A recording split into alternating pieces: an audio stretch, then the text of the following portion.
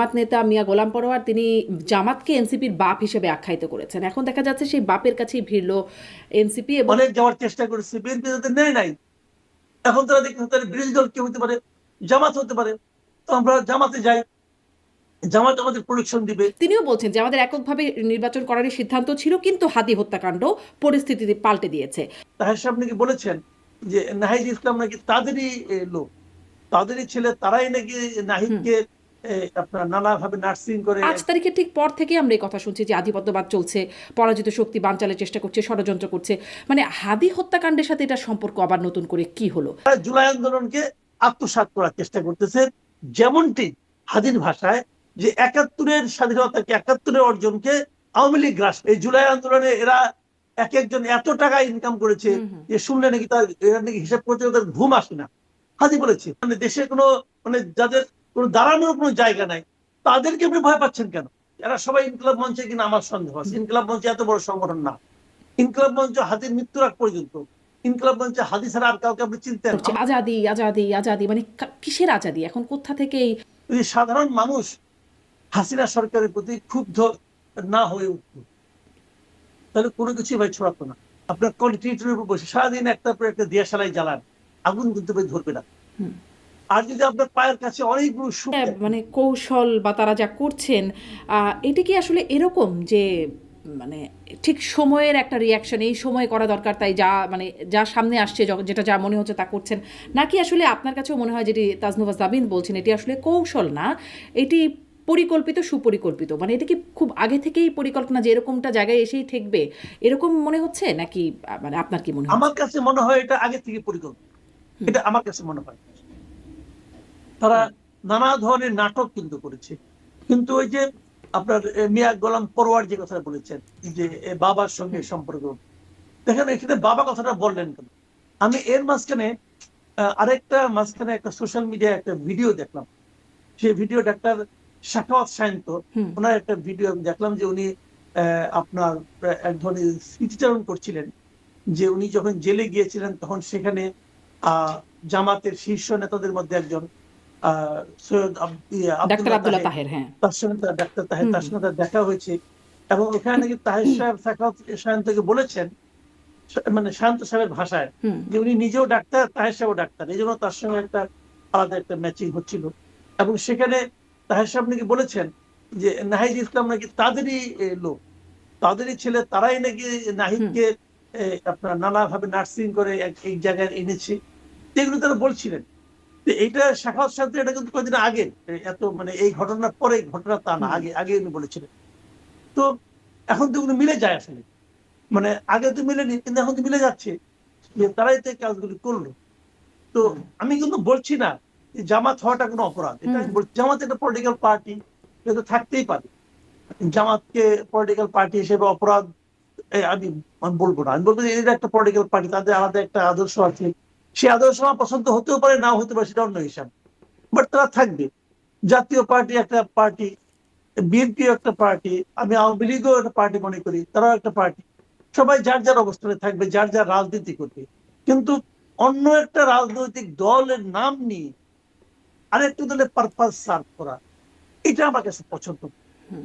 মানে এটাকে আমার কাছে এক ধরনের মানে ইসলামের ভাষায় বলে কিন্তু যে নিজের আসল পরিচয়কে গোপন করে আরেকটা পরিচয়ে পরিচিত হওয়া, এটাকে ইসলামের ভাষায় কিন্তু মুনাফেক বলে। তো এবং এটাও বলা হয় যে মুনাফেক নাকি কাফেরের চেয়েও খারাপ। তো এখন এটা আমার কাছে ওরকম মনে হচ্ছে যে তারা কি তাহলে নিজের পরিচয়টাকে অন্য একটা পরিচয়ের আড়ালে থেকে, যেটা আমরা এই এই আন্দোলনের সময় শুনেছি যে অনেক ছাত্রলীগের পরিচয় শিবিরটা ছিল, পরে তারা বলতে নাকি গুপ্ত শিবির। ওরকম গুপ্ত আর কোন কোন জায়গায় আছে আমি জানি না, কিন্তু এটাও আমার কাছে এক ধরনের গুপ্ত রাজনীতি মনে হয়েছে এই যে না, গুপ্ত তারা রাজনীতির আরেকজনের পারপাস সার্ভ করছে, হ্যাঁ, এই অন্য গুপ্ত রাজনীতির মানে কথাটাই আমি আরেকটা জায়গায় একটু প্রশ্ন করতে চাইবো। কিন্তু তার মানে এরকম যে ছেলে দিন শেষে সে বাপের ইন্টারেস্টই সার্ভ করছে।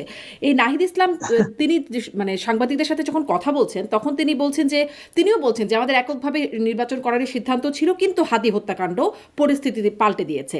হত্যাকাণ্ডের মাধ্যমে তারা বুঝতে পারছেন যে আধিপত্যবাদীরা এখনো কার্যকর হয়েছে, পরাজিত শক্তি নির্বাচন বানচালের চেষ্টা করছে। সেদিন হাদির গুলি লেগেছে, কাল আপনার গায়ে লাগবে, আমার গায়ে লাগবে। আধিপত্যবাদী শক্তি গণ অভ্যুত্থান পরবর্তী অগ্রযাত্রাকে ঠেকাতে না পারে, সেজন্য বৃহত্তর ঐক্য প্রয়োজন। কিন্তু এই যে আধিপত্যবাদ, এই যে মানে পরাজিত শক্তি বানচালের চেষ্টা করছে নির্বাচন, এগুলো তো হাদি হত্যাকাণ্ডের পর থেকে আমরা শুনছি না, এগুলো সেই গণ অভ্যুত্থানের পর থেকেই, মানে 5 তারিখের ঠিক পর থেকেই আমরা এই কথা শুনছি যে আধিপত্যবাদ চলছে, পরাজিত শক্তি বানচালের চেষ্টা করছে, ষড়যন্ত্র করছে। মানে হাদি হত্যাকাণ্ডের সাথে এটার সম্পর্ক আবার নতুন করে কি হলো, নাকি হাদি হত্যাকাণ্ডও কোনো মেটিকুলাস ডিজাইন? এটা সম্পূর্ণ একটা খোরা অজুহাত আমার কাছে মনে হয়। এই কারণে এখানে কয়েকটা পয়েন্ট। হাদি হত্যাকাণ্ডের সঙ্গে তাদের কি সম্পর্ক, হাদি হত্যাকাণ্ডের সঙ্গে আধিপত্যবাদের কি সম্পর্ক আমি বুঝতে পারি না। হাদি যাদের বিরুদ্ধে বলতো, হাদি কার কার বিরুদ্ধে বলতো? হাদি ভারতীয় মানে যে আধিপত্যবাদ তার বিরুদ্ধে বলতো, ঠিক আছে, সেই বিবেচনায় ভারতীয় আধিপত্যবাদের যারা সমর্থক তারা হাদিকে হত্যা করতে পারে, এটাই মেনে নিলাম। আবার দেখেন, হাদিকে যখন হাসপাতালে নিয়ে যাওয়া হয়, হাদি যখন আহত গুলি খেয়েছে, তখন তাকে যে রিক্সায় চড়ে তাকে হাসপাতালে নিয়ে যাওয়া হচ্ছিল, তখন কিন্তু কেউ একজন একটা লাইভ করছিল, এবং লাইভ করতে করতে উনি তখন বলছিলেন যে ঢাকা 8-এ নির্বাচন করতে চেয়েছিল বলে হাদিকে আজকে মরতে হচ্ছে। কথাটা খেয়াল করেন, আপনি দুটো জিনিস এখানে দেখেন। যখন তাকে ডাক্তারের কাছে নিয়ে যাচ্ছে, তখন একজন লোকের কি লাইভ করার মতো মানসিকতা থাকতে পারে? ছিল। এবং সে একই কথা বারবার বলছিল যে ঢাকা 8-এ নির্বাচন করার অপরাধে তাকে হত্যা করা হচ্ছে। তার মানে সে পুরো হত্যার দায়টা চাপাচ্ছে ঢাকা 8-এর অন্য কোনো প্রার্থী, অথবা হাদি ঢাকা 8-এর নির্বাচনে অংশ নিলে যার ক্ষতি হতে পারে তার দিকে চাপাচ্ছে। সেই হিসেবে আপনি ধরে নিতে পারেন মির্জা আব্বাসের দিকে।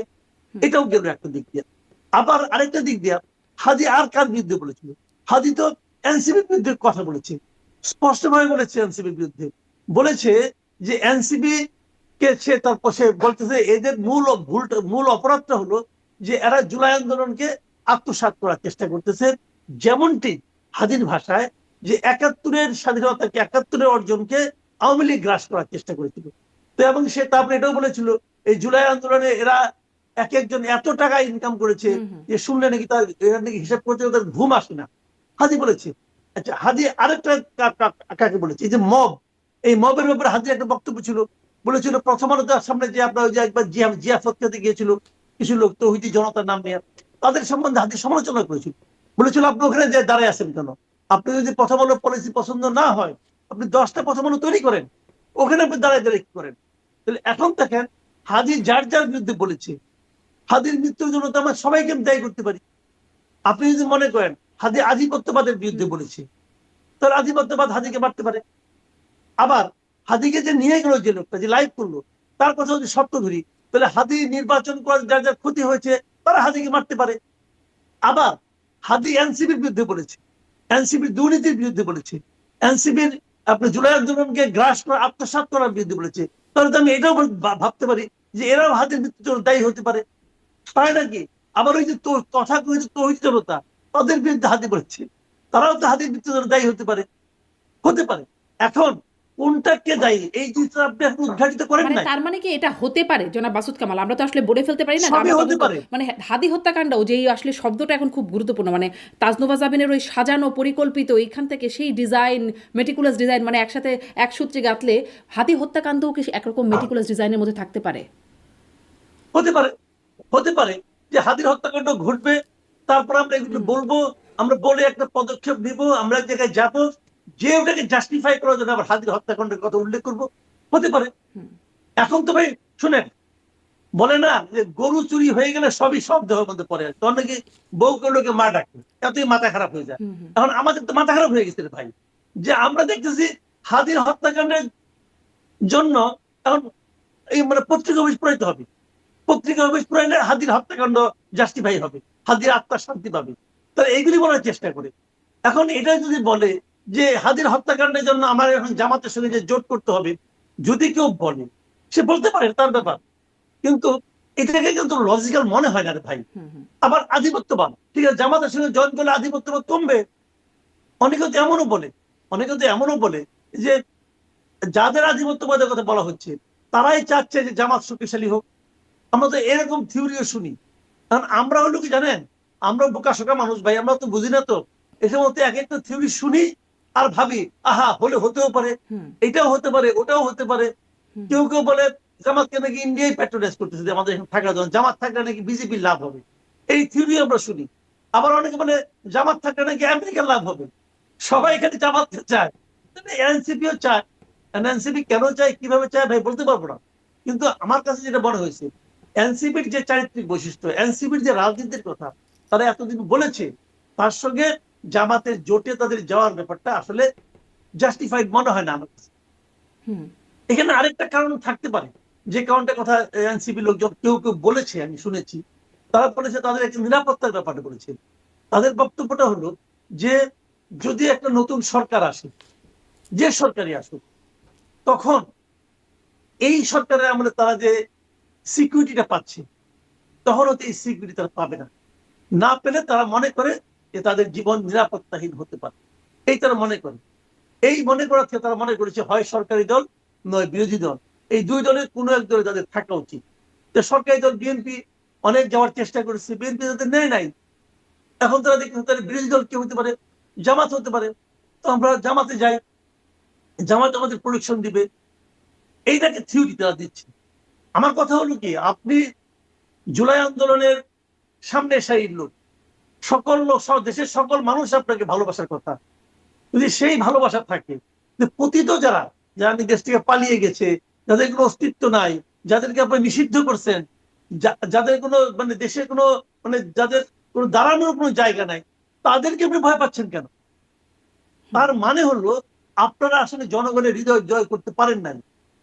আপনারা জুলাই আন্দোলনের পর নিজেরা এত বেশি দুর্নীতিতে, এত বেশি অপকর্মে জড়িয়ে গেছেন যে আপনারা মনে করেন যে আপনারা আপনাদের স্বাভাবিক জীবন যেটি যাপন আসলে হাদিও বলেছিলেন বলে আপনি উল্লেখ করছিলেন, কিন্তু হাদি হত্যাকাণ্ডের ওই যে একটা কথা বললেন আপনি, যে একজন লাইভ করছিলেন, হ্যাঁ, যে নির্বাচন করতে চেয়েছিলেন বলেই তাকে আজকে মরতে হলো। মানে এই যে তার সাথে হত্যাকারীর সাথে দেখা যাচ্ছে ছাত্রলীগের সাবেক ছাত্রলীগের একটা সম্পর্ক, শুটার ফয়সাল, তিনি সাবেক ছাত্রলীগ নেতা হিসেবে দেখানো হচ্ছে, কিন্তু তিনি হাদির ঘনিষ্ঠ, হাদির সাথে একদম তার পাশে বসে কথা বলছেন, আড্ডায় একসাথে বলছেন, প্রচারণা একসাথে করছেন। কতগুলো ভিডিও দেখে বোঝা যাচ্ছে যে তার সাথে ঘনিষ্ঠতা, মানে একরকম ডান হাত হয়ে উঠেছিলেন। অনেককেই গ্রেপ্তার করা হচ্ছে, কিন্তু হাদির সাথে যারা ঘনিষ্ঠ, ওই আড্ডায় যারা আছেন, তাদেরকে কি, মানে আপনি কি জানেন এরকম কিছু হয়েছে যে এত ঘনিষ্ঠ কিভাবে হয়ে গেলেন? সেই যে গুপ্তর কথা আপনি বলছিলেন, যে গুপ্ত মোনাফিকের রাজনীতি করেছে এতদিন, এরকম মোনাফিকি কেউ কি মানে আগে ছাত্রলীগে ছিল, আসলে তারা শিবির, বা আগে তারা আসলে গুপ্ত ছাত্রলীগ, কেমন মুনাফিক তারা ওর মাধ্যমে এসে ঢুকলো, ঘনিষ্ঠজনের কাছ থেকে কি তাদের কি কোনো জেরার মুখে নেওয়া হচ্ছে বলে জানেন?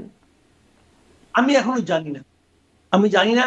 তবে পুলিশের তদন্ত তৎপরতা, তদন্ত প্রক্রিয়া সম্পর্কে আমি সব জানবো এমনটা আমি মনে করি না, হয়তো পরে জানতে পারবো। না, কিন্তু কিন্তু আমি একটা জিনিস শুনেছি, হ্যাঁ বলেন, হ্যাঁ, বলেন প্লিজ।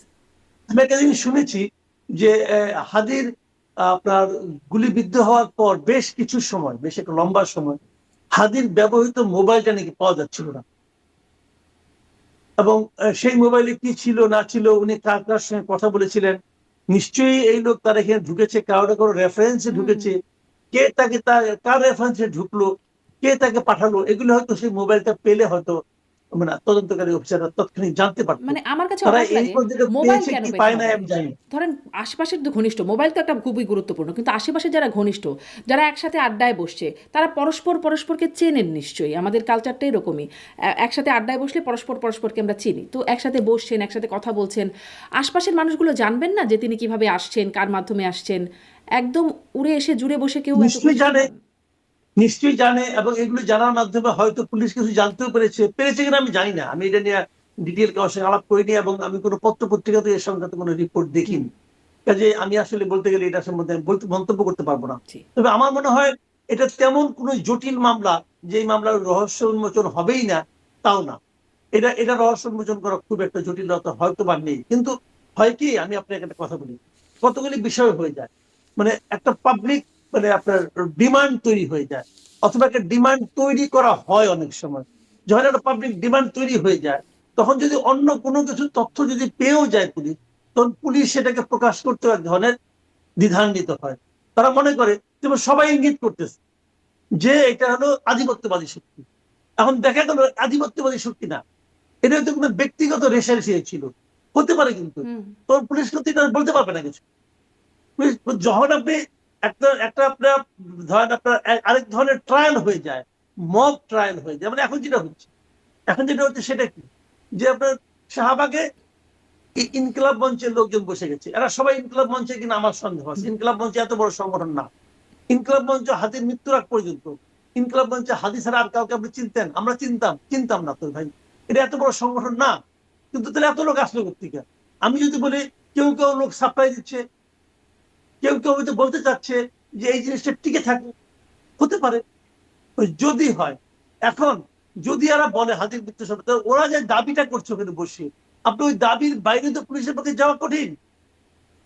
পুলিশ যদি ওই দাবির বাইরে অন্য কিছু বলতে চায়, তাহলে তো পুলিশের উপর আর একটা চাপ আসবে যে তুমি এই মামলাটাকে অন্যদিকে ঘোরাতে চাচ্ছ। এখন তারা যে লাইনে চাচ্ছে, পুলিশকে ওই লাইনে তদন্ত করতে হবে অথবা চুপ করে থাকতে হবে। আপনি কি করবেন? এই জন্য হয় কি, পুলিশ তদন্ত করছে, আপনি একটা সমস্যায় বেঁধে দিয়েছেন যে 35 দিনের মধ্যে অথবা 45 দিনের মধ্যে বিচার করতে হবে, মানে আসামি ধরলে হবে না, বিচার করতে হবে। তো আপনি এখনো আসামিও ধরতে পারেন না, কে আসামি তাও জানেন না। যার নাম দেখানো হচ্ছে, যাকে দেখানো হচ্ছে যে এই লোকটাই করছে, ফয়সাল নাকি যার নাম, ওই লোকটাই যে করছে তার কি গ্যারান্টি আছে? অথবা ওই লোকটা তো পেইড হতে পারে, ও তো হয়তো মানে কোন কন্ট্যাক্ট কিলার হতে পারে। যদি কন্ট্যাক্ট কিলার তাকে ধরে আমার লাগবে, আমার তো লাগবে কন্ট্যাক্ট কে দিয়েছে তাকে। এগুলো তো অনেক দূর ব্যাপার। আপনি এখনই বলছেন যে 45 দিনের মধ্যে ওকে বিচার করতে হবে, তো বিচার করেন 45 দিনের মধ্যে। আপনি একটাকে বলির পাঠা ধরে এনে কিছুটা করে দিলেন, যেমন হয়ে গেল। জজ মিয়া ঘটনার মতো দ্রুত বিচার করতে যেমন হবে। জজ মিয়া, এটা তো ওভাবে হয় না রে ভাই। আপনাকে তো সময় দিতে হবে, আপনাকে তাহলে তদন্ত করতে একটু হবে। বলেন তো যে এটা কি মানে বিচারের জন্যই আসলে এত এই মানে আন্দোলন? শুধু তো শাহবাগে না, বিভাগীয় শহরে অবরোধ তারা ডেকেছে, সর্বাত্মক অবরোধ তারা কর্মসূচি ডাকছে, এরকম কি যেন দেখছিলাম আমি খবরে, বিভাগীয় দেখেন, আমি সবগুলো বলি বিভাগীয় শহরে। তো এগুলো কি আসলে বিচারের দাবিটা হ্যাঁ বিচারের দাবিতে অন্যায় নাকি না। পেছনে অন্য কিছু? আমি বলি আপনি, বিচারের দাবিটা কিন্তু অন্যায় না। বিচারের দাবি থাকতেই পারে, থাকাই উচিত। এবং হাদি এমন একটা ক্যারেক্টার, তার জন্য বিচারের জন্য সবাই মাঠে নামবে, এটাই স্বাভাবিক, এতে আমি কোনো অন্যায় দেখি না। কিন্তু আমার কথা হলো কি, যে বিচারকে যদি আপনি বলে দেন কি করতে হবে, আপনি যদি নির্দিষ্ট করে বলে দেন যে ওই মারছে, আমি জানি ও মারছে, আপনি কি করে জানলেন? যখন তারা বলে ও মারছে, আপনি কি করে জানলেন? আপনি কয়েকটা ভিডিও ফুটেজ দেখেছেন, তাও স্পষ্ট না, এটাও কিন্তু খুব যে স্পষ্ট তাও না, তারপরে মানলাম। কিন্তু এটা কে মারিয়েছে? দেখেন, আমি প্রথমত এর জন্য দায়ী করবো গভর্নমেন্ট। কিভাবে দায়ী করবো সেটা বলি আপনাকে। আমি ধরে নিচ্ছি হাইপোথেটিক্যালি সে ইন্ডিয়ায় চলে গেছে, আমি ধরে নিচ্ছি কোন না কোন সীমান্ত দিয়ে গেছে। সে কোন সীমান্ত দিয়ে গেছে কেউ জানে না। আচ্ছা, ঢাকা থেকে যদি আপনি যে কোনো সীমান্ত যেতে চান, 6-7 ঘন্টা সময় তো লাগবে না? সে তো ঢাকা থেকে হেলিকপ্টারে করে যাবে না, সে গাড়িতে গেছে। হাদির মধ্যে একটা লোক গুলি খাওয়ার পর সঙ্গে সঙ্গে কেন সমস্ত সীমান্ত এবং ঢাকা থেকে বের হওয়ার সমস্ত চেকপোস্ট কেন সিল করে দেওয়া হলো না? কেন দেওয়া হলো না বলেন আপনি? সরকার এটা সিল করে দিতে কতক্ষণ সময় লাগতো? এই ধরনের বড় ঘটনা ঘটিয়ে লোকজন সাধারণত সীমান্ত পার হয়ে যেতে চায়, এটাই স্বাভাবিক। তাৎক্ষণিকভাবে সমস্ত চেকপোস্ট দিয়ে কেন এটাকে সিল করে দেওয়া হলো না? যদি গভর্নমেন্ট দিত তাহলে তো সমস্যা হতো না। কেন দিল না গভর্নমেন্টের নিশ্চয়ই এক ধরনের, মনে করি হয় ভুল অথবা আশকারা, আমি জানি না। তাহলে এই ভুলটা গভর্নমেন্ট করলো কেন? আবার দ্বিতীয়ত, উনি যে গিয়েছেন দেশের বাইরে, তারই বা গ্যারান্টি কি? কেউ দেখছে? দেখে নাই। মেঘালয় পুলিশ বলেছে তাদের এখানে কেউ আসেনি, বলে দিয়েছে। তাহলে কি দাঁড়ালো বিষয়টা? তাহলে আমরা কিন্তু অন্ধকারে একটা সুই খুঁজতেছি, ঘরের একটা সুই পড়ে গেছে, প্রথম কাজ আমি বাতি সব নিভিয়ে দিয়েছি, দিয়ে এখন আমি বলছি কেন সুই পাওয়া যাচ্ছে না, তাড়াতাড়ি সুইটা খুঁজে বের করো। তো লাইট জ্বালান, লাইট জ্বালালে পরে ঢের দিয়ে লাইট ভাঙিয়ে ফেলান, তাহলে কেমন হবে ভাই? কাজেই এরা যেটা করতেছে, মানুষের তদন্তকারী অফিসার যারা আছে, কর্মকর্তা যারা আছে, পুলিশ যারা, আমি কিন্তু পুলিশের উপরে অত্যন্ত আস্থাশীল ব্যক্তি একজন। আমি মনে করি আমাদের পুলিশকে বাধা না দিলে তারা অনেক কাজ করতে পারে। আপনার মনে আছে মোহাম্মদপুরে এক বাড়িতে একটা কাজের মহিলা, যে মা মেয়েকে দুজনকে মারলো, সেই মহিলার নাম কেউ জানে না, ছদ্মনাম দিয়ে আসছে। ওই মহিলার চেহারা কেউ দেখে নাই, ওই মহিলার কোনো ছবি নাই, কিছু তো নাই। 2 দিনের মাথায় ওই মহিলাকে ধরে ফেলেছে। পুলিশ তো ধরছে রে ভাই, কেমনে ধরলো বলেন? তো বাংলাদেশের পুলিশ চাইলে পান, কিন্তু অনেক সময় চাইলে কি সবও পারে দেওয়া হয় না। এটাই একটা কথা, চায় কিনা এবং চাইলে কি সবও পারে কিনা, মানে অনেক কিছুই পারে তাই বলে সব কি পারে কিনা, কিন্তু পুলিশের তো একটা অগ্রগতিও আছে। কিন্তু আমাকে ধরে চাইতে দেওয়া হচ্ছে কিনা? অনেক সময় চায় যে তোমার চাওয়ার দরকার নাই, তুমি থাকো চুপচাপ, আমি ততক্ষণ আন্দোলনটা করে নেই। অনেক কিছু আছে রে ভাই। জি, আমি এটাই বেশি জিজ্ঞাসা আর কি করছিলাম। বলবো। আমি এটাই জিজ্ঞাসা করছিলাম এই যে এই আন্দোলন এটার পুরো মানে কারণ কি আসলে বিচারের দাবি? যদি তাই হয় বিচার তো একটু কম এগোচ্ছে মানে তদন্ত। যেমন ধরেন ডিএমপি কমিশনার তাদেরকে সাথে নিয়ে বলছেন সাংবাদিকদের সামনে বলছেন কি অগ্রগতি হয়েছে যে 10 জনের মতো 10 জন গ্রেপ্তার হয়েছে, কি উদ্ধার করা গেছে। বলা হচ্ছে যে 7 জানুয়ারির মধ্যে পূর্ণাঙ্গ নির্ভুল তদন্ত প্রতিবেদন দেওয়া হবে। বিচারের জন্য সময়সীমা নির্ধারণ করে দেওয়া হচ্ছে। তাহলে তো একরকম হচ্ছে মানে আগাচ্ছে তো। তাহলে একদম অত অবরোধ করে সবকিছু করে এটার আসলে আর কোনো উদ্দেশ্য আপনি মনে হয় যে মানে এর পেছনে আরো কোনো ভিন্ন উদ্দেশ্য থাকতে পারে? হতে পারে। আমি তো আগেই বলেছি যে ইনকিলাব মঞ্চের জনবল এত বেশি না। এখানে সবাই ইনকিলাব মঞ্চের লোক, আমি তাও মনে করি না। অনেকে আসতে পারে এখানে, অনেকে লোক সাপ্লাই দিতে পারে। বাংলাদেশে অনেক আন্দোলন এরকম ভাবে হয়েছে, এটা কোনো সন্দেহ নাই। কাজে অনেক কিছু হতে পারে, দেখা যাক সামনে দিন। এখন এই যে কিছু অনেক কিছু হতে পারে, যদিও আমরা একদম ঢিলি ছুটছি, তবুও আসলে মানে কি উদ্দেশ্যে হতে পারে, কি উদ্দেশ্যে হতে পারে সেটা কি তার কি কোনো ধারণা করতে পারেন? মানে কি চায়? হতে পারে সরকারের উপর চাপ, হতে পারে নির্বাচন পিছিয়ে দেওয়া, হতে পারে সামনে একটা দাবি আসতে পারে যে হাজির মৃত্যু বিচার না হওয়া পর্যন্ত নির্বাচন হবে না, এরকম দাবি আসতে পারে সামনে। এসেও ছিল, বলাও হয়েছে হাদির হত্যাকাণ্ডের পরপর। বলেছে, তাহলে বললো, তাহলে তার মানে তারা আমার চেয়ে অনেক মানে আছে, অ্যাডভান্স আছে, তারা আমার চেয়ে অনেক এগিয়ে আছে, আমি পিছিয়ে আছি। হ্যাঁ, এবং এই যে মানে হাদি হত্যাকাণ্ডের প্রতিবাদে যে আন্দোলন হচ্ছে বা বিক্ষোভ হচ্ছে শাহবাগ সহ বিভিন্ন জায়গায়, দেখলাম খুব স্লোগান উঠছে আজাদি আজাদি আজাদি। মানে কিসের আজাদি? এখন কোথা থেকে মানে এটা একটা ফার্সি শব্দ, উর্দু শব্দ, ফার্সি মূলের উর্দু শব্দ। এই শব্দে আজাদি আজাদি কার কাছ থেকে কি আজাদি? আমি বলি একটা কথা, মাঠ গরম করার চেষ্টা করা একটা, আর সেই গরমকে, সেই উত্তাপকে চারদিকে ছড়িয়ে দেওয়া আরেক কথা। আমাদের এখানে গত বছরের জুলাইয়ের যে আন্দোলন, সেই আন্দোলনের শুরুটা কেমন ছিল, পরে কিভাবে চারদিকে ছড়িয়ে গেল, এই ছড়িয়ে যাওয়ার কিছু কারণ ছিল। যে যাই বলুক, অনেকে বলে যে ষড়যন্ত্র ছিল, অনেকে বলে বিদেশি মদত ছিল, অনেক কিছু ছিল, কিন্তু কোনো কিছুই ছড়াতো না যদি সাধারণ মানুষের মনে শান্তিটা থাকতো। যদি সাধারণ মানুষ হাসিনা সরকারের প্রতি ক্ষুব্ধ না হয়ে উঠত, তাহলে কোনো কিছুই ভাই ছড়াতো না। ক্ষোভটা ছিল। আপনি যদি সারাদিন আপনার ঘরে বসে, আপনার কন্টিনিউটির উপর বসে সারাদিন একটা পর একটা দিয়াশালাই জ্বালান, আগুন কিন্তু ধরবে না। আর যদি আপনার পায়ের কাছে অনেকগুলো শুকনো পাতা থাকে, একটা দিয়াশালের কাঠি যথেষ্ট আগুন ধরার জন্য। কাজে স্পার্ক সবসময় কার্যকর না। স্পার্কটা তখনই কার্যকর যখন নাকি সেখানে অগ্নি প্রজ্বলনের অনুকূল পরিবেশ থাকে। কাজে হাসিনার ওই সময়টাতে সেই পরিবেশটা ছিল বলে আগুনটা জ্বলে উঠছিল সারা দেশে। আনফরচুনেটলি আমার বিবেচনায় সেই পরিবেশ এখন আর নেই। মানুষ তখন মনে মনেও চেয়েছিল হাসিনার বিদায় হোক, সেখানে জ্বলে উঠছিল আগুন। এখন মানুষ সবাই মনে মনে না, স্পষ্টভাবে চায় নির্বাচনটা হোক। কাজে নির্বাচন হওয়ার ক্ষেত্রে, নির্বাচন বাতিল করার জন্য একজন লোক এক জায়গায় বসে যতই দিয়াশালের কাঠি জ্বালাক ভাই, নির্বাচন বাতিল হওয়ার জন্য আগুন জ্বলবে না ভাই।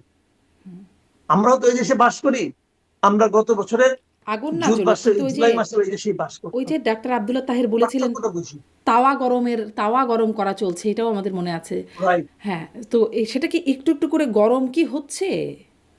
গরম করার চেষ্টা হতে পারে, গরম হয়নি, আমি টের পাচ্ছি না উত্তাপটা। বরঞ্চ মানুষের উত্তাপ হলো এখন নির্বাচনের দিকে। আমি তো এটাও মনে করি যে নির্বাচন বাতিলের যদি দাবিটা কেউ জোরালো ভাবে তুলে, তারা বিপদে পড়বে।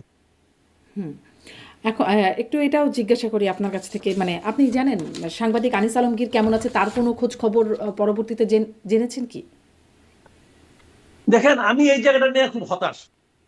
এখানে আমি আনিস আলমগীরের খবর কিছুটা জানি, প্রতিদিনই আমার সঙ্গে তার সঙ্গে কথা হয় না, বাট তার সঙ্গে যারা দেখা করে আসে, ওখান থেকে দেখা করে আসলেই আমাকে তারা জানায় যে উনি কেমন আছেন, কি সমাচার।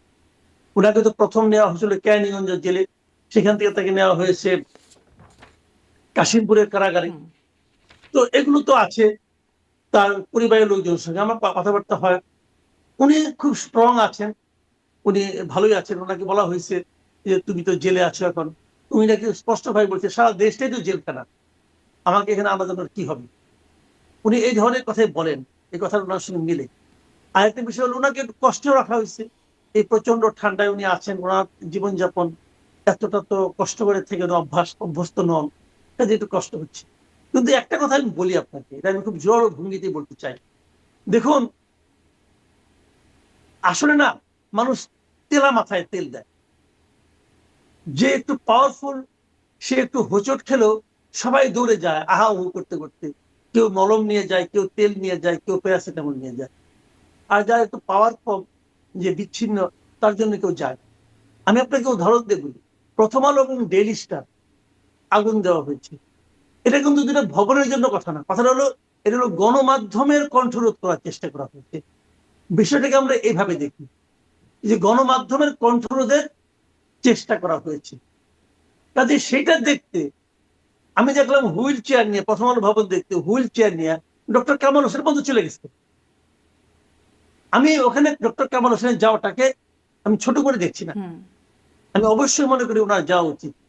কিন্তু আমি আবার এটাও মনে করি, যখন ওনারই প্রণীত সংবিধানকে কাটা ছেঁড়া করে যা ইচ্ছাটা করা হচ্ছে, তখন উনি একবার দাঁড়িয়ে দাঁড়িয়ে বলতে পারলেন না, হুইল চেয়ার নিয়েই বলতেন, একটা প্ল্যাকার্ড নিয়েই দাঁড়াতেন যে আমাদের স্বাধীনতার সংবিধানকে এভাবে অবমূল্যায়ন করা উচিত না। এটা আনারি ডক্টর আলী রিয়াজের হাতে এটা নিয়ে আপনি এইভাবে এটা কি করবেন, কাটাছেড়া করবেন, এটা উচিত হচ্ছে না।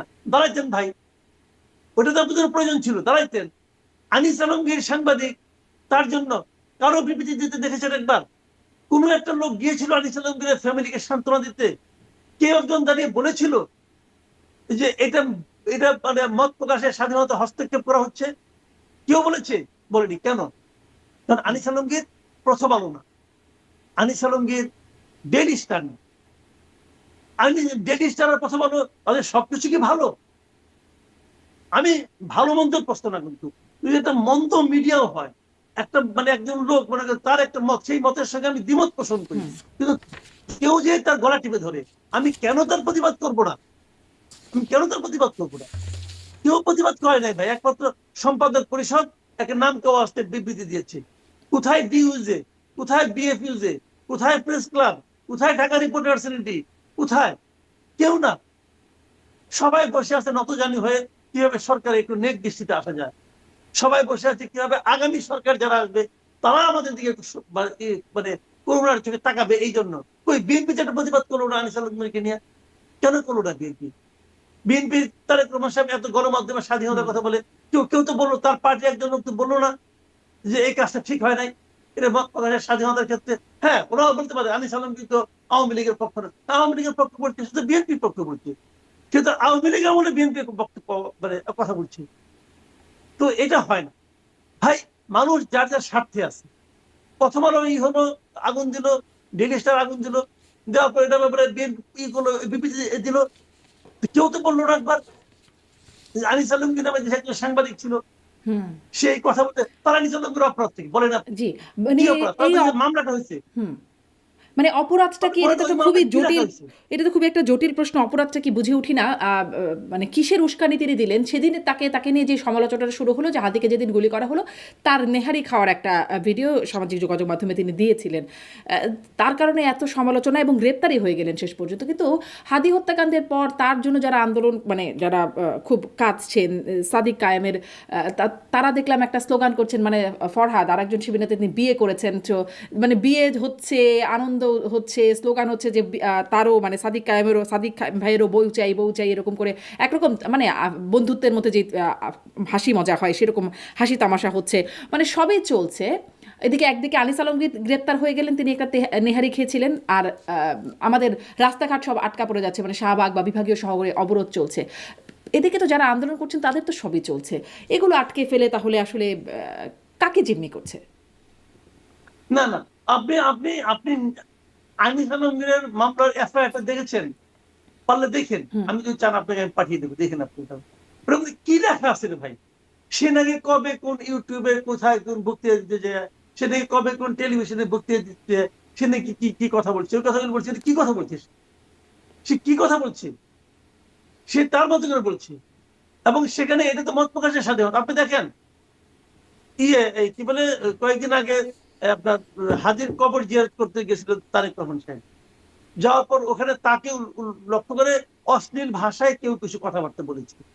তাকে পুলিশ ধরে নিয়ে গেছে, নিয়ে যাওয়ার পর তাকে আদালতে পাঠাইছে, আদালত তাকে জেলে পাঠাইছে। এই ঘটনা জানার পর বিএনপির পক্ষ থেকে বিবৃতি দেওয়া হয়েছে। তারা বলছে যে বিএনপি মত প্রকাশের স্বাধীনতায় বিশ্বাস করে, কাজে যাকে নিয়ে যাওয়া হয়েছে উনি তারেক রহমানকে অথবা বিএনপিকে দিয়ে যদি কিছু বলেন, এটা বলার অধিকার তাকে সংবিধান দিয়েছে, অতএব তাকে যেন ছেড়ে দেওয়া হয়। তারা রিকোয়েস্ট করেছে গভর্নমেন্টকে। আসলে খেয়াল করেন, বিএনপি এই উদারতায় নিশ্চয়ই আমি মুগ্ধ হবো, আমি মুগ্ধ হয়েছি। মুগ্ধ হওয়ার পরপরই আমি ভাবছি, এইটা যদি তারেক রহমানকে গালাগালি করা যদি মত প্রকাশের স্বাধীনতা হতে পারে, তাহলে আনিস আলমগীরের স্বাধীনতা নাই কেন? আপনি কথা বলেন, কই বিএনপি এখন বলেন আনিস আলমগীরের কথা? হ্যাঁ, আপনি বলবেন যে তখনও তো তারেক রহমান দেশে আসে নাই, কাজে বিএনপি বুঝতে পারে না। তারেক রহমান আসার পর তাদের জ্ঞান চক্ষু উন্মোচিত হয়েছে, এটা বলতে পারেন আপনি। ওকে, ভালো কথা। তো আগেরটাই বলেন যে এছাড়া আরো যারা যারা এবার মত প্রকাশের স্বাধীনতা, মত প্রকাশ করতে যে জেলখানায় গেছে, বিচার তাদেরকে ছেড়ে দেওয়া হোক। এই কথাটা বললেই বিএনপির কি ক্ষতিটা হবে? বিএনপি এখানে যে কি প্রবণতা দেখাচ্ছে, ভাই এইগুলো না আমি বুঝি না ঠিক মতো। জি, গণমাধ্যমের প্রসঙ্গে আপনি বলছিলেন যে বড় প্রতিষ্ঠান সবাই বড়দের পাশেই থাকে। আর দেখছিলাম আমি মানে ইদানিং টকশোতে খুব আলোচিত মানে বক্তা জামাত নেতা ব্যারিস্টার শাহরিয়ার, তিনি বলছিলেন যে বাংলা এডিশন ইলিয়াস হোসেনের সেটি বন্ধের প্রসঙ্গে যে সেটি বন্ধ করবেন। Prothom Alo, Daily Star, Jamuna, Channel 24, Channel I যদি বন্ধ না করেন তাহলে গতিতে যেমন বসাতে পারি ধাক্কা দিয়ে ফেলাতেও পারি।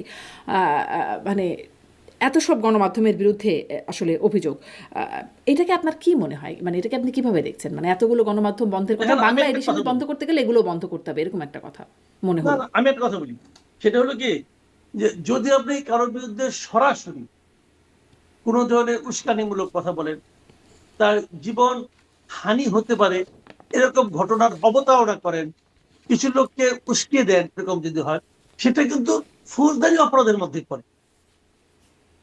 আপনি ফৌজদারি অপরাধের বিরুদ্ধে মামলা করতে পারেন, তার বিরুদ্ধে ব্যবস্থা নিতেই পারেন, কোনো সমস্যা নাই। কিন্তু আপনি হুট করে একজনকে বন্ধ করে দেওয়া, এটাকে আমি নিজেও সমর্থন করি না। আমি করি না ভাই। আমি বাংলা এডিশনে বন্ধের পক্ষে না, পরিষ্কার কথা। বাংলা এডিশন আমাকে নিয়ে আমি কিছু বলছি, তো আমি তার বন্ধের পক্ষে না। আমাকে নিয়ে অনেক কিছু বলছি, আমি কিন্তু কোনো কিছুই বন্ধের পক্ষে না। আমার কথাগুলো কি একদিন মানুষ বুঝতে পারবে যে কোনটা ঠিক কোনটা বেঠিক, কিন্তু আপনি একজনের গলা টিপে ধরতে পারেন। আমার কথা ভাই পরিষ্কার। যদি আপনি মনে করেন সেটা রাষ্ট্রে বিশৃঙ্খলা তৈরি করবে, এটা যদি মনে, আপনি একা মনে করলে হবে না, সবাইকে মনে করতে হবে এবং বোঝাই যায় কোনটা কি। যেমন ধরেন, আমি একটু উদাহরণ দিয়ে বলি, প্রথম আলোতে কাজ শেষ, এখন যাও আগুন জ্বালাও, এই যে ইলিয়াস যে কথাগুলি বলেছে, এই কথাগুলি ইলিয়াস ঠিক করে নাই, এটা হচ্ছে ফৌজদারি অপরাধ করেছে আমি মনে করি। এই জন্য তার বিরুদ্ধে অ্যাকশন হতে পারে, এবং এই অ্যাকশন তো মেটা নিয়েছে, কিন্তু মেটাই নিচ্ছে, আমার আপনার নেওয়ার দরকার নেই। কিন্তু আমাদের আইন শৃঙ্খলা বাহিনী তো নিল না, মানে যদি এটা বাংলাদেশে ঘটিত না, মেটা নিয়েছে, আমি বলি আপনাকে, মেটা নিয়েছে। আচ্ছা, মেটা নিয়েছে, এটা অন্যায় তাহলে হয়েছে। তাহলে প্রথম আলো যে মামলাটা করলো, সে মামলা ইলিয়াসের নাম নাই কেন? এটা আপনি প্রথম আলোকে জিজ্ঞাসা করেন। আপনি যদি মনে করেন যে ইলিয়াস মুশকে দিয়েছে, তাহলে ইলিয়াসের নাম সেখানে নাই কেন আসামির তালিকায়? থাকা উচিত ছিল নাকি? ছিল। প্রথম আলো সেই নামটা আনে নাই কেন? আচ্ছা, এটা কিন্তু একদিকের কথা। আবার দ্বিতীয় দিকের কথা, বাংলা এডিশন। বাংলা এডিশনে তো বাংলাদেশে একটা ঠিকানা আছে, একটা ঠিকানা আছে না? সেটাকে আপনি ওইভাবে বন্ধ করবেন কেন? আপনি তো বাংলা এডিশনই বলতে পারেন, তুমি যে এই কাজগুলি করছো, এটা ওয়ান কাইন্ড অফ ব্ল্যাকমেইলিং, এবং ব্ল্যাকমেইলিং তো আইনি চোখে অপরাধ। সে অপরাধ তাদেরকে আপনি অ্যারেস্ট করতে পারেন, তাদের বিরুদ্ধে মামলা করতে পারেন, মামলা করেন, কোনো সমস্যা নাই। কিন্তু হঠাৎ করে আচমকা জানলাম না, শুনলাম না, গলা টিপে ধরলাম, আমি ভাই এই প্রক্রিয়ার পক্ষে না। কারণ এই প্রক্রিয়া যদি আমি পক্ষে যাই, কালকে আমাকে বন্ধ করে দিবে, পরশুদিন আপনাকে বন্ধ করে দিবে, ওদের যাকে ইচ্ছা তাকে বন্ধ করে দিবে, এটা ঠিক না। আমি কোনো কিছুই নিষিদ্ধের পক্ষে না। কিন্তু আপনি কি ওই প্রশ্ন আপনি যেটা বললেন সেটাই উত্তর কি আপনি নিজে পান, যে কেন প্রথম আলো মানে মামলা করলো না যেখানে প্রকাশ্য উস্কানি দেখা গেল বা প্রকাশ্য নির্দেশনা দেখা গেল? কেন মামলা করলো না? করলো না এই কারণে, ওই একই কাহিনী, একই কাহিনী। সে ইলিয়াসকে তারা চটাতে চায় না। তারা মনে করে ইলিয়াস তো আরেকদিন আমাকে অ্যাটাক করবে, সরাসরি অ্যাটাক করবে, চটাতে চায় না। এটা হতে পারে।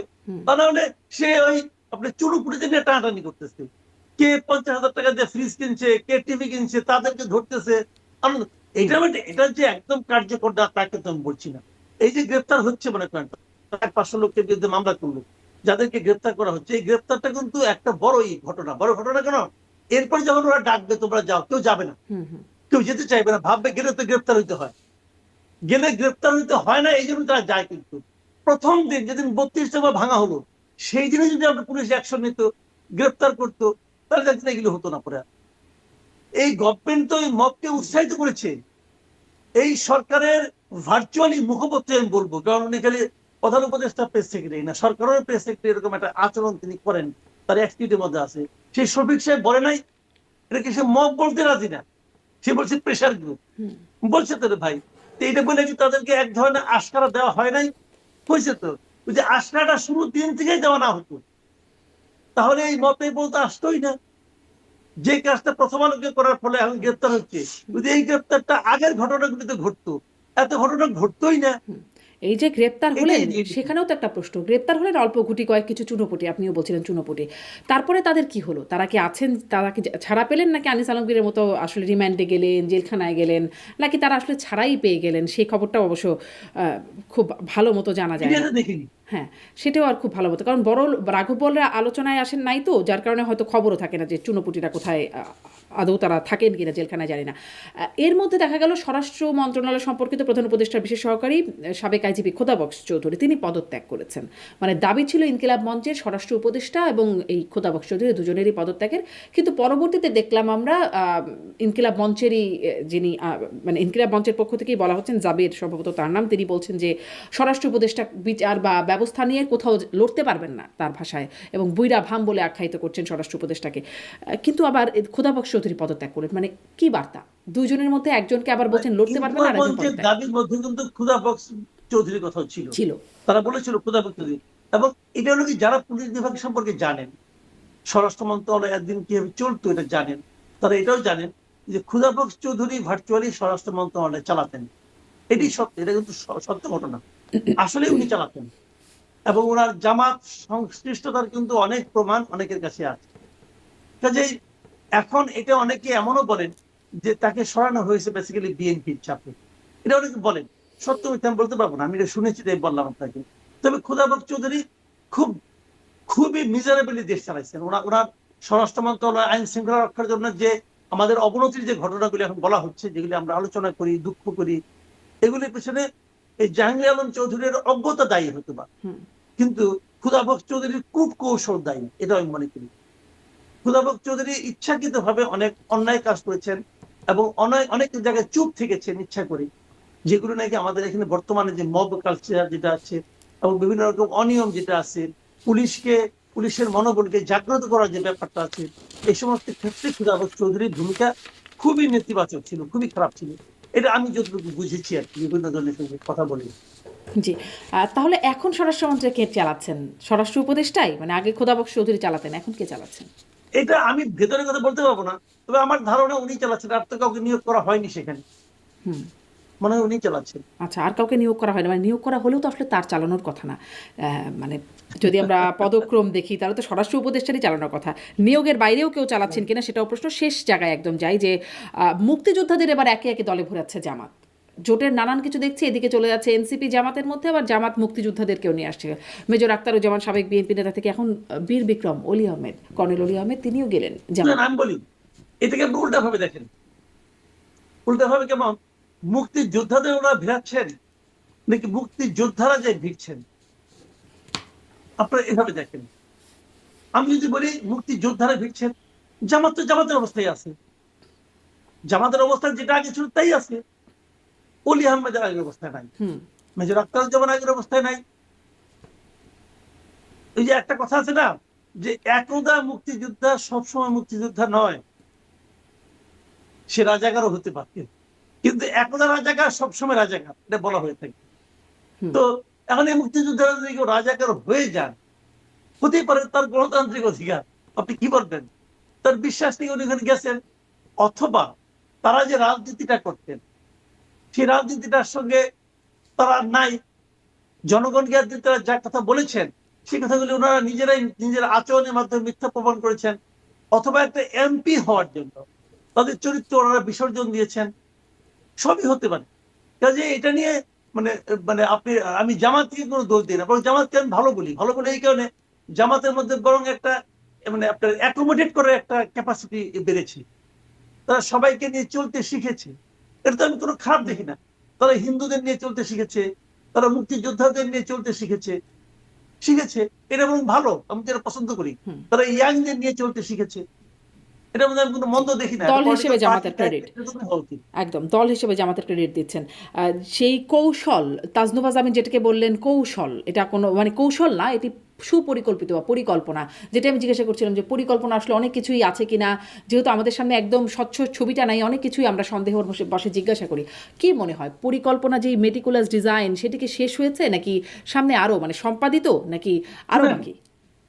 নির্বাচন যত ঘনিয়ে আসবে আরো অনেক কিছুই আমাদের কাছে স্পষ্ট হবে, এটা হলো আমার ধারণা। নির্বাচন যতই ঘনিয়ে আসবে, এখন নির্বাচনের আর খুব বেশি দিন বাকিও নেই, 1.5 মাসের মতো আছে। এই 1.5 মাসের মধ্যে আরো অনেক কিছু দেখবেন, আরো অনেক কিছু পরিষ্কার হয়ে যাবে। অনেক দলের চেহারা বুঝতে পারবেন, কে গুপ্ত আছে সেটাও বুঝতে পারবেন, কোনটা মেটিকুলার ডিজাইন ছিল সেটাও বুঝতে পারবেন, কে কিভাবে আপনার মানে এখান থেকে মানে আপনি এক্সিট খুঁজতেছে সেটাও বুঝতে পারবেন। আরো সামনের দিনগুলিতে অনেক কিছু দেখবেন। বিএনপির দিকে দেখবেন কিভাবে আমাদের উপদেষ্টারা ঝাঁপিয়ে পড়ছে, দেখবেন। কারণ এক্সিট রুট খোঁজার জন্য অনেকে আসবেন। তো আমি তো এই ব্যাপারে একটা প্রস্তাব আগে দিয়েই রাখছি, সেটা হলো গিয়া আপনার অনুষ্ঠানে আরেকবার বলি। আমি তো মনে করি ক্ষমতা হস্তান্তরের কমপক্ষে 1 মাস আগে সমস্ত উপদেষ্টার পাসপোর্ট সিজ করতে হবে। তারপর নতুন সরকার আসবে, সমস্ত উপদেষ্টার গত 1.5 বছরের কর্মকাণ্ড বিচার করবে, কার কতটুকু সম্পদের বৃদ্ধি হয়েছে, কিভাবে হয়েছে সেটা জাজ করবে, তারপরে এক একজনকে পাসপোর্ট ফেরত দিবে। এটা আমি আগে বলে রাখছি। এটাকে নরেন্দ্র মোদী কেন অস্বীকার করছেন? কেন তিনি বাংলাদেশের নাম স্মরণ করছেন না? কেন 16ই ডিসেম্বর বাংলাদেশের বিজয় দিবস তিনি বলছেন না? এটি নিয়ে কিন্তু বিতর্ক চলছে, এবং সে বিতর্ক আজকের নয়, এই বিতর্ক বহুদিনের পুরনো।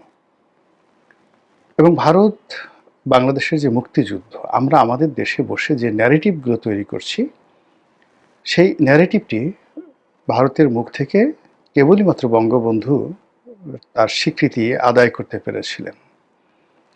এছাড়া বঙ্গবন্ধু পরবর্তীতে যারাই ক্ষমতায় এসেছে, তারা 1971 সনের যে যুদ্ধ, সেই যুদ্ধটাকে তারা ভারত পাকিস্তান যুদ্ধ হিসেবে বর্ণনা করার চেষ্টা করছেন। এখানে বাস্তব কি ঘটেছিল সেটা আমরা বলি।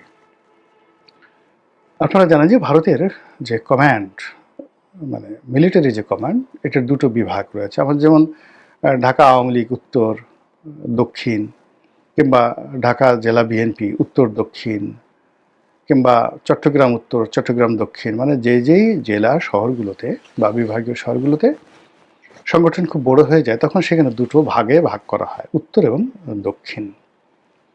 তো এভাবে কোথাও পূর্ব বা কোথাও পশ্চিম, আমাদের এই শহরের উত্তর দক্ষিণটি মানে এইভাবে আড়াআড়ি করলে সবার জন্য ভালো হয়। কিন্তু যদি এমন হতো তাহলে পূর্ব এবং পশ্চিম হিসেবে তারা ভাগ করত।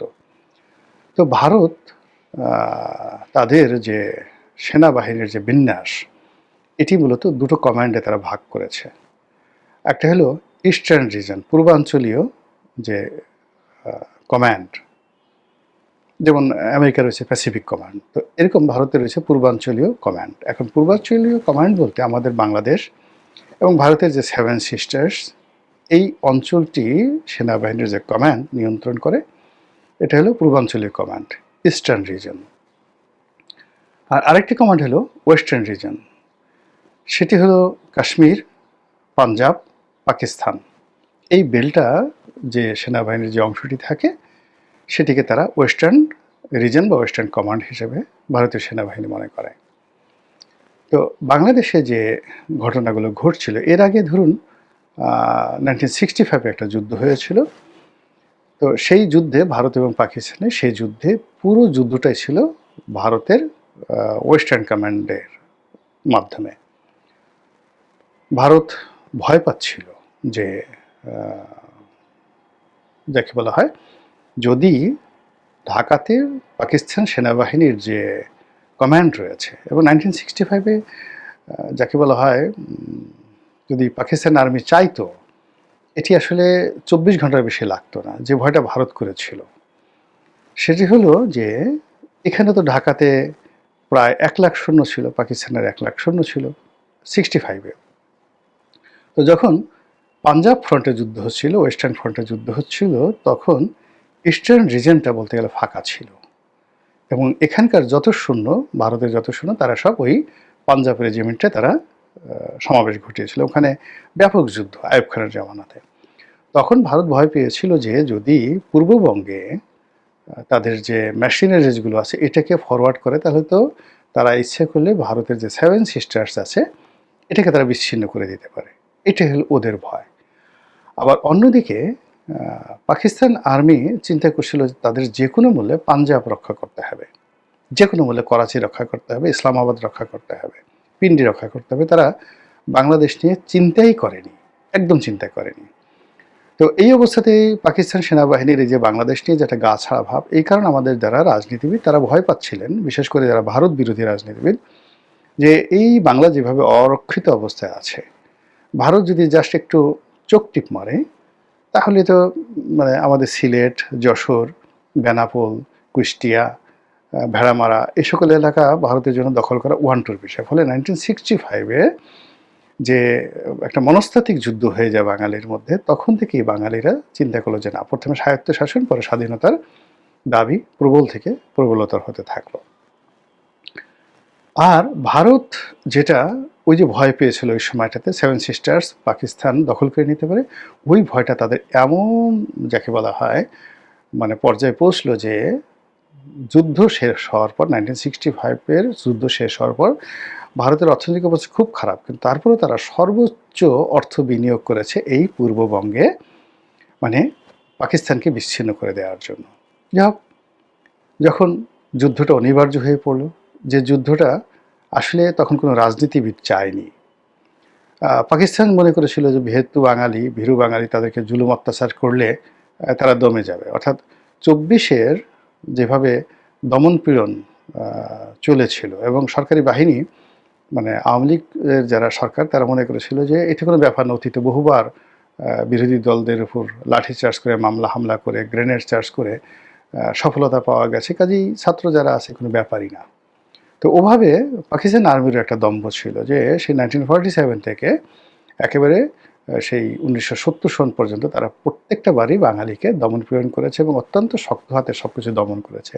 ইচ্ছামতো মেরেছে, কেটেছে, তার কোনো যাকে বলা হয় প্রতিবাদ হয়নি। ফলে 70-এর নির্বাচনে আওয়ামী লীগের ভূমিধর বিজয়ের পরে যখন অপ্রত্যাশিতভাবে, যেটা পাকিস্তান আশাই করে নাই, শেখ মুজিব বঙ্গবন্ধু তিনি যখন সরাসরি পাকিস্তানের প্রধানমন্ত্রী হইতে চাইলেন, এটা মানে তাদের কাছে একটা বজ্রপাতের মতো মনে হলো যে তাকে আমরা একটা প্রাদেশিক সরকার গঠন করার সুযোগ দেয়নি 1954-এ, তাও আবার হোসেন সৈয়দ সরওয়ার্দীর মতো মানুষকে, আতাউর রহমান সাহেবের মতো মানুষকে।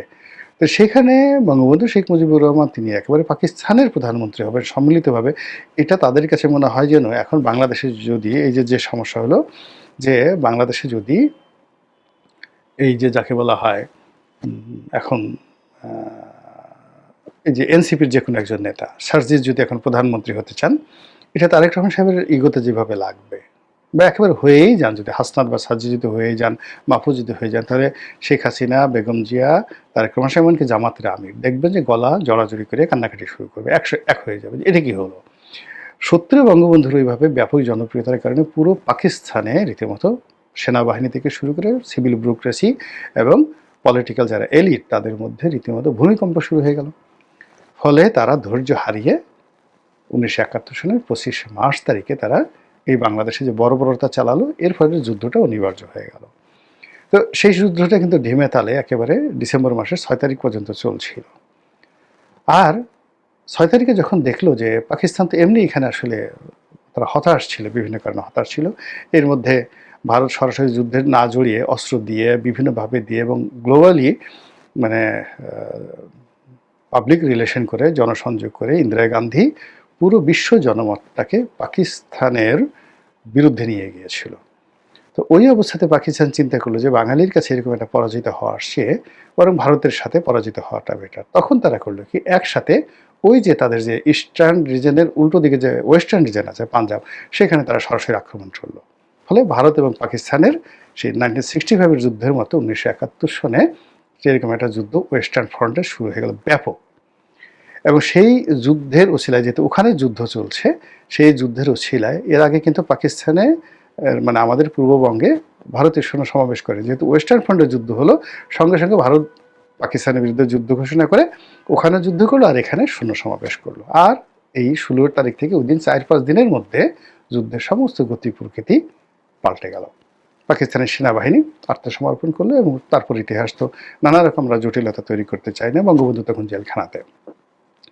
তো বঙ্গবন্ধু যখন জেলখানাতে, তখন এই যে 6 তারিখে যে পাকিস্তানি সৈন্য এখানে আসবে, মানে ভারতীয় সৈন্য আসবে পাকিস্তানি সৈন্যের বিরুদ্ধে, এই জন্য মুজিবনগর যে সরকার, প্রবাসী সরকার, তাদের সঙ্গে তাদের একটা চুক্তি হয়েছিল তাজউদ্দিন সাহেবের নেতৃত্বে। তো সেই চুক্তিতে অনেকগুলো বিষয়াদি ছিল। দেশের পররাষ্ট্রনীতি নিয়ে আগামীতে কি থাকবে না থাকবে, ভারতের অনেকগুলো শর্ত ছিল এবং প্রবাসী সরকার তাদের কোনো ওয়ে ছিল না, তারা সেটা মেনে নিয়েছিল। তো যখন বঙ্গবন্ধু বের হলেন জেল থেকে, বাংলাদেশে আসলেন, আসার পর তিনি প্রথম যে কাজটি করলেন সেই কাজটি হলো একেবারে সোজা সেই করাচি থেকে তিনি চলে গেলেন ইংল্যান্ডে। এ কারণে তিনি বুঝতে পারছিলেন না যে আসলে কি হয়ে গেছে এই 9 মাসে জেলে থেকে, তিনি কিছুই বুঝতে পারছিলেন। তো তিনি যখন ইংল্যান্ডে গিয়ে টোটাল বিষয়টা বুঝলেন, তখন তার যে রাজনৈতিক প্রজ্ঞা দিয়ে তিনি বুঝলেন যে এখানে এমন কিছু করতে হবে যেটা just like a thunder storm, বজ্রপাতের মতো, প্রতিপক্ষ চিন্তা করতে না পারে। তো তিনি লন্ডন থেকে সরাসরি আসবেন বাংলাদেশে, কিন্তু সেটা না করে তিনি সরাসরি চলে গেলেন দিল্লিতে। তো দিল্লিতে গিয়ে তিনি ইন্দিরা গান্ধীকে একেবারে এয়ারপোর্টে বসে তিনি বললেন যে আমি আপনার মেহমান হব না, এখান থেকে যাব না, আপনি এখানে বসে আমাকে ঘোষণা দিতে হবে কবে মানে বাংলাদেশ থেকে আপনি সৈন্য প্রত্যাহার করবেন। এবং ইন্দিরা গান্ধী এরকম একটা পরিবেশ পরিস্থিতির জন্য, মানে লন্ডন থেকে শেখ মুজিবুর রহমান, বঙ্গবন্ধু শেখ মুজিবুর রহমান দিল্লিতে যাবেন আউট অফ ইমাজিনেশন, কোনো কূটনৈতিক প্রোটোকল না, এটা জাস্ট উইদিন 12 ঘন্টার মধ্যে ঘটনা ঘটেছে।